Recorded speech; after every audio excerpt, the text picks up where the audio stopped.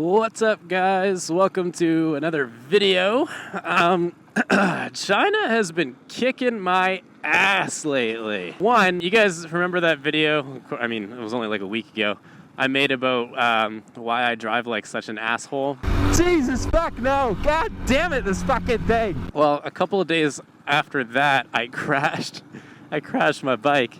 And I'll get into that in a minute. A couple of days after that, I got a really bad infection from all the pollution that's been going on lately. And I'll get into that in a minute. The last thing that sucks so bad is I've actually filmed this already.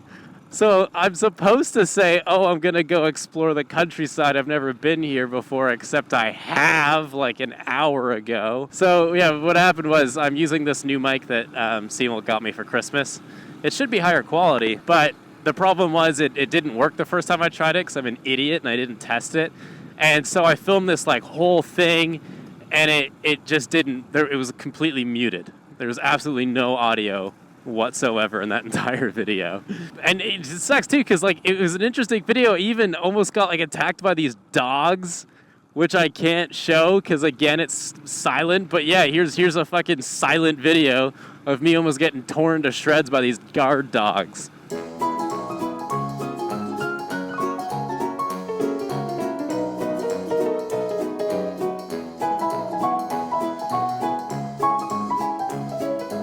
But, you know, my original message of the first video stands true. I do sometimes like to go to the countryside to make myself feel a little bit better. You know, to remind me why I live here, or to remind me how lucky I am to live in a country that's, you know, provides me with all the things that I like and need. Just because, like, again, I mean, like I said, China's been kicking my ass. The pollution's been awful around where I live, especially like in... you know, not even just where I live. It's been really bad in cities like Beijing. I'm sure you guys have seen that, you know, that time lapse they made of the pollution rolling into the city. Chengdu's been really bad. And even down here where it's usually really clean, it's just been awful. You know, I think the guys at ADV did a video about the pollution here, so you can check that out. I'll put that link in the description. And, you know, it's gotten so bad it's made me pretty sick. I usually get this about once a year. This year I got tonsillitis. That's what air pollution will do to you, or, you know, that'll infect your face. Basically what it means is my tonsils got really infected from breathing in all this garbage that's been in the air. And it'll happen around this time of year too, just because, you know, it's cold. It's the winter time. And so a lot of people are using different things to heat their homes, you know, or building fires or burning garbage or whatever. And on top of that, the air is super cold. So it condenses. You can see it more, it's more apparent, and it's just not fun. And, you know, when I was in the hospital the other day, and you shouldn't go to the hospital for just the tonsillitis, it's not that big of a deal, but I needed to pick up some antibiotics and get an IV drip. But most of the people in the hospital at that time were there for respiratory issues from the pollution. It was really bad. And listen, you know the weird thing too about Chinese people is they use IV drips for everything. Oh, you know, I got sick. Well, IV drip. Oh, I'm missing an arm. IV drip. Oh, I fucking broke up with my girlfriend. IV drip. Oh, Donald Trump's making a big deal about Taiwan. IV drip. They use it for everything. It's really odd. But yeah, it's just been it's been tough with the sickness. I've been down with the sickness, you know. And, you know, last year I think I had like an ear infection or something. It gets bad. It gets into your lungs. It gets into your nose. It gets into everything. And yeah, like I mentioned before, I crashed my bike. I'm okay, by the way. The bike's, I'll talk about that. But yeah, what happened was it was like 10:45 at night. It was really, really dark. It was raining. And I thought, against my better judgment, I'll take it easy. I'll, you know, I'll relax. I'll take it really slow, allow myself enough time to stop or get out of the way in case something jumps out in front of me. And yeah, I was like 5 minutes from home, and this goon on his bicycle like was driving in the middle of the road, and so I'm obviously going to pass him because I'm going like 35, 40 kilometers an hour. Not too quick, but obviously faster than a bicycle. And so I decided I was going to pass him. But you know how bicycles, they have like short wheelbases, and so they could just kind of turn really quickly. Yeah, he did that right in front of me, and I locked up my back wheel, and so I started going sideways, which can happen on a bike, by the way. It's really odd. But yeah, I started going sideways, And so I'm like looking at my exhaust pipe basically, and eventually it caught grip and I high-sided it. It threw me over. Again, not going too fast, so it wasn't a huge deal. That's a kind of a cute little home. But, you know, it kind of sucked. I did a little roll, not on purpose. It's just the way I hit the ground, and I popped back up. And I was fine, but I was so angry at this guy who just cut in front of me without even looking. He's just on the middle of the road, just doing whatever he wants. And so I made a beeline for him, and I grabbed him. And I was so angry. I was so upset. And I screamed. I was just like, ah! And I didn't know what else to do. I just screamed, and I grabbed him. But anyways, I got to control myself because I'm not a fighter. I'm not like that ever. And I let him go, and I went on my merry way.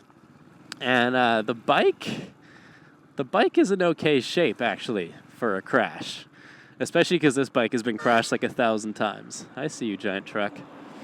But yeah, anyways, like I said, the bike's fine. Just some things got bent out of shape a little bit. You know, like the pegs got bent and whatnot. And, ooh, tunnel!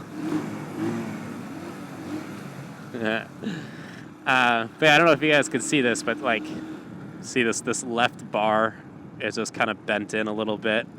Plus the stupid light, I didn't even see that. But what are they building? Stacks of bamboo. I remember like watching one of Winston's video, and he was talking about how you know, he likes to work with his hands, and he likes to get all of his maintenance done by himself because, you know, it gives him that level of satisfaction knowing that it got done and it got done right. It makes sense, but I'm just not like that because everything that I touch that's mechanical instantly turns to shit. It just completely falls apart. You know, I'm just not like that. I mean, you know, for me, it's just like when you live in whoa, that guy got close. When I live in a place like China, it's so easy just to pay someone money to fix it because these people have been doing it all their lives. They're good at it. You're standing right there. You can watch them do it. And I get the satisfaction part, but I don't know. I mean, I just don't have the time or the skill. I swear to God, if this thing fucking dies. Fuck.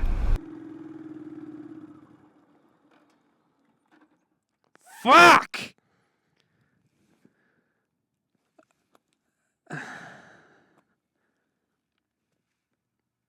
I guess I could have died in an uglier place, but work, you cocksucking piece of shit! Well, why would you do that? Why are you wasting your time? What's the point? Fucking motherless fucking whore! But for me, it's satisfaction. You fix your own car, you get to fire it up and hear it roar, and you know that you have done that job. You've actually made it work. Can't get any of my fucking bikes around here to fucking work, stupid fucking piece of shit. I fucking hate this shit. God. It's something that, you know, you just can't get. If you take it into a shop and they fix it up for you and you pick it up, you don't even notice the difference. But here, I think what happened was the carburetor kind of got bumped out of place when I crashed. So sometimes the bike chokes a little bit. The other thing that people have been asking me in the comments section and the private messages, by the way, if you're private messaging me, I might not be able to get back to you right away because YouTube doesn't notify me when you send me a private message, so it might take me a little while.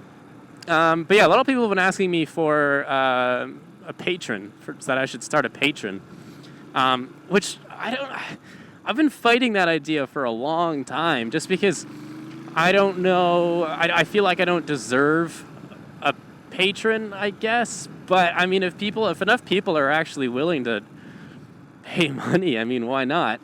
And I was talking to Simok about it, and he's like, well, if you feel bad taking people's money, why don't you just, you know, instead of all that money going into your pocket, why not, you know, use that money and put it back into the video so I can buy things like a new camera or a new microphone or new gear so that the quality of my videos goes up and up and up. And, you know, so that it's better for you, you know. So the money that you invest is actually just going back into the videos which you guys are already watching. So, you know, if you want to give me money on Patreon, that would be awesome. If you don't, that's all totally cool too. I'm not asking you guys. I don't beg for money. I don't necessarily need it. It's just, you know, it's an idea, and I want to keep the channel growing. And anyways, guys, thank you guys so much for watching. Thank you for sticking through my little moany bitch fest. Again, I'm hoping next week will be a better week. Thank you guys again so much for watching. I'll see you on the next video. Keep your stick on the ice. Stay positive. I don't know where I am again. And yeah, subscribe, share the videos, and also here's some clips from the guys at ADV. They did the pollution videos for you guys to check out. See you next time. So bad that now they finally have the estimates in that it's causing between 300,000 to 1 million premature deaths per year in China. And this year has been one of the worst, and it's counter to the fact that China has now promised to stop using dirty coal, right?